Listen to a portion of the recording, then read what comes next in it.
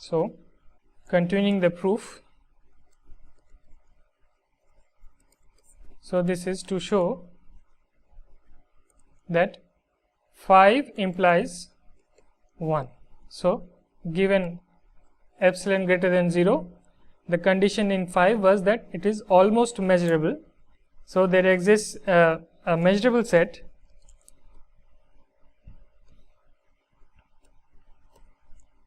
let me write it as u epsilon such that the outer measure of u epsilon symmetric difference with E is less than or equal to epsilon.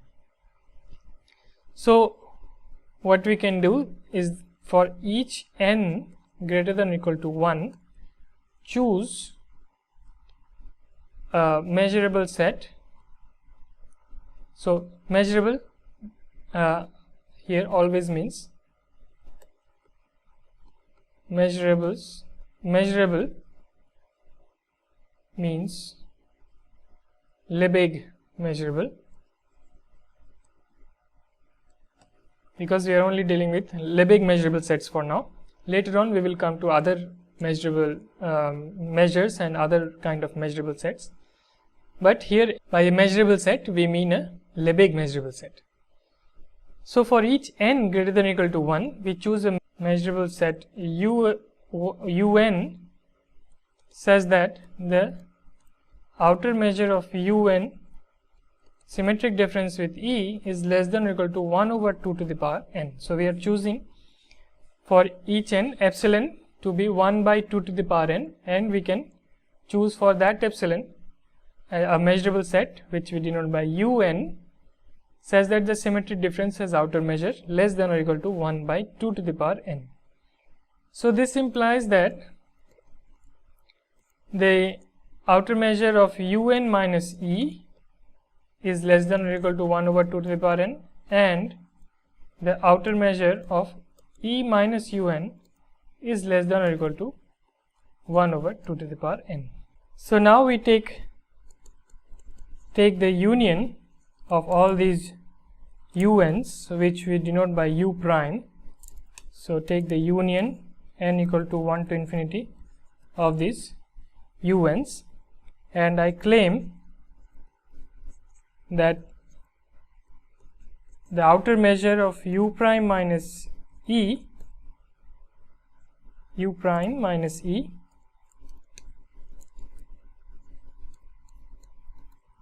is equal to the outer measure of E minus u prime, and both are equal to 0. So let's try to show this. So to show that the outer measure of, let's say, u prime minus E is equal to 0. Now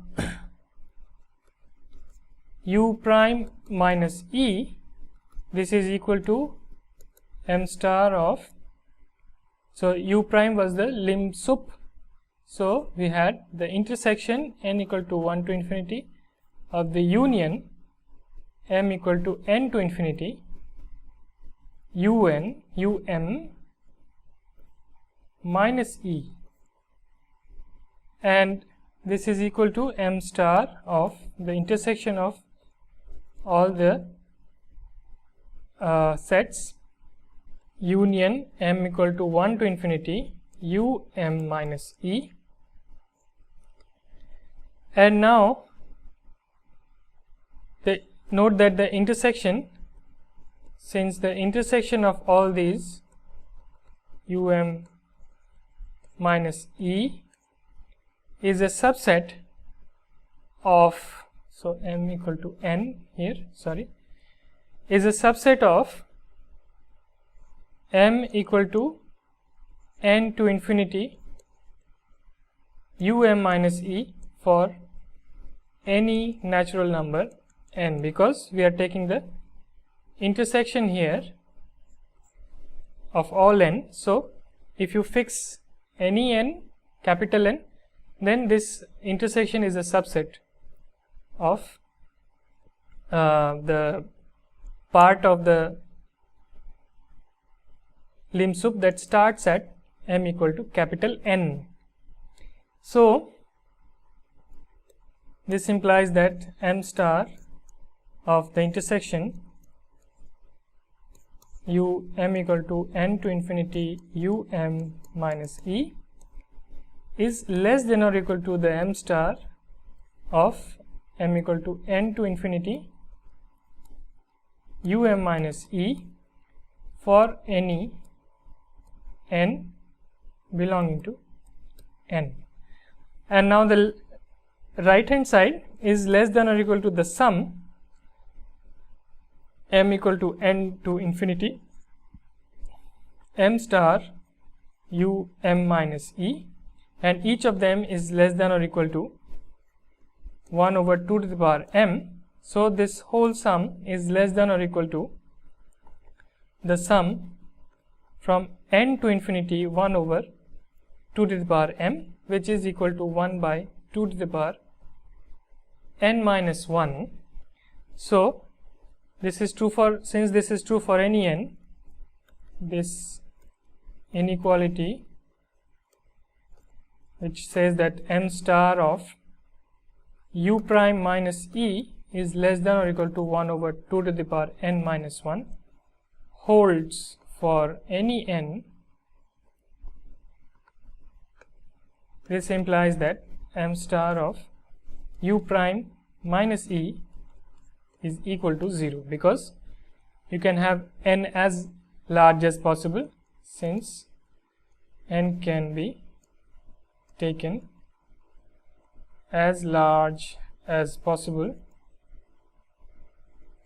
So m star of u prime minus e can be as small as possible, and so in fact it is 0. Similarly, to show that m star of e minus u prime is also 0, so this is to show again. So now we have m star of e minus u prime, this is equal to m star of e minus, I'll just write down the definition of lim sup again, m equal to n to infinity u m, and this is equal to m star of e intersection with the complement of the lim sup.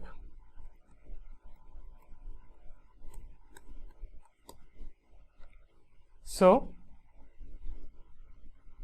now we can rewrite this m star e intersection. So the complement n equal to 1 to infinity union m equal to n to infinity u m whole complement, this is equal to m star e intersection union. So I am going to use De Morgan's law. So union n equal to 1 to infinity, because the intersection changes to union because we have a complement, and inside we have union m equal to n to infinity u m complement. So this can again be rewritten as e intersection union n equal to 1 to infinity, and now I am again going to use De Morgan's laws. So you get m equal to n to infinity u m complement. So now we can take this e inside the union of these sets. So you get m star union n equal to 1 to infinity e intersection m equal to n to infinity e intersection u m complement. So this is nothing but, this set, this whole set is nothing but the lim inf as n goes to infinity of these sets e minus um, and because the lim inf is contained in lim sup, we have an inequality lim sup E minus un, so there is an n here, E minus un, and again we can use a similar argument as above to show that this is again bounded above by 2 to the power n minus 1 for any n belongs to n.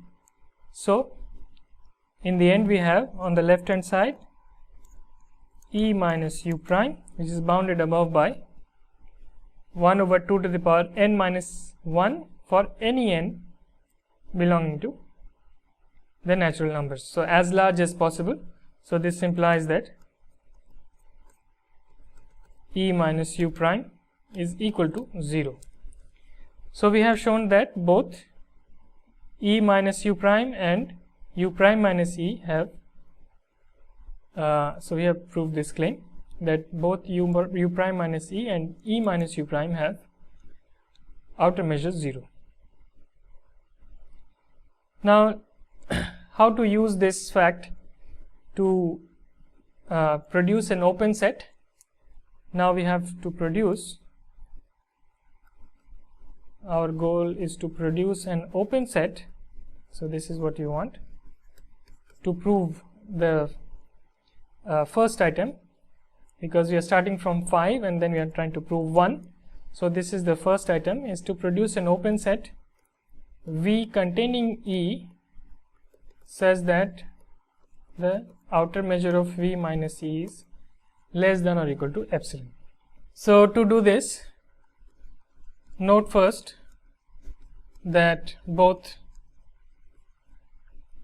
u prime minus E and E minus u prime are measurable, since both have Lebesgue outer measure 0,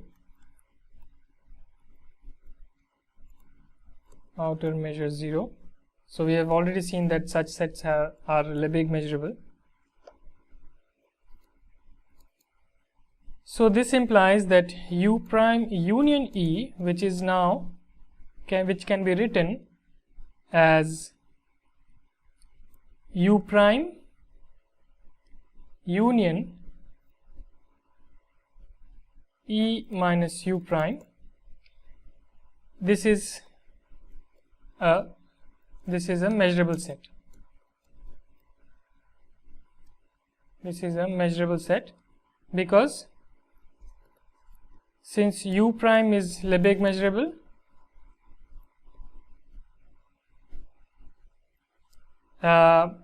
remember that u prime was the intersection of the union of the UNs. So each of these UNs are measurable, which means that this countable union for each n is measurable, which means that this intersection is also measurable. So from our class of Lebesgue measurable sets, we see that u prime is Lebesgue measurable and E minus u prime is also Lebesgue measurable. So both are Lebesgue measurable sets. So the union u prime union E is Lebesgue measurable set. So given epsilon greater than 0, there exists an open set V containing u prime union E such that m star of V minus u prime union E is less than or equal to epsilon. Now because V is a superset of u prime union E, this also implies that E is a subset of V. So I claim that this is our required open set and m star of V minus E is less than or equal to epsilon. So let's draw a Venn diagram of what's happening here. So you have E and you have another set U, and you have the set V containing the union of U and E. So I claim that V minus E is contained inside U prime, so this is U prime minus E union V minus U prime union E. So let's see what is U prime minus E. So this is this part, this is U prime minus E, and V minus U prime union E, this is given by this part which lies outside U prime as well as outside E. So all this part in the green shaded region is, this is V minus U prime union E. So in fact it's not very difficult to show that V minus E, which is kind of the union of the red and green parts, is a subset of the union of the red and green parts. So one can just see it visually, but again as an exercise, check this